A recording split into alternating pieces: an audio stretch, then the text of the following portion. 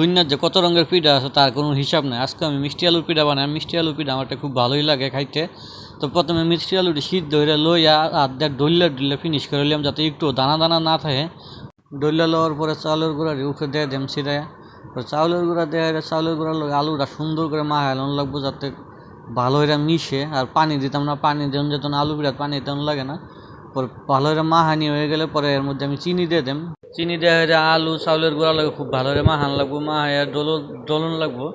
ডলতে ডলতে আস্তে আস্তে পানি ছাড়বো। আর না ডললে কিন্তু পিঠা বানানোর সময় ফাইটে যাবে। এর লাগে খুব ভালো করে মাখানো লাগবো, ডইলানো লাগবো হাত দিয়ে। এটা পরে ডলা হয়ে গেলে সুন্দর করে একটা ডো হয়ে যাব।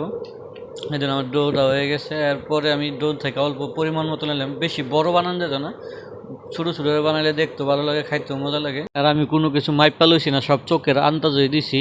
যারা পারে হেরা কোনো মতো মাপ লাগে না, 1 কাপ 2 কাপ এটা কোনো মাপটা এটা আমি নিছি না। তারপরে আমি সব টিপিটা এক মাপের মতো বানাই লইছি, খালি খাওয়ার স্বাদ হলে হইতো না, দেখারও আরও সৌন্দর্য আছে। এই দিয়ে নেওয়ার পরে এই সবটি এক মাপে রয়েছে। তারপরে লড়ার মধ্যে আমি তেল দিয়ে দেম।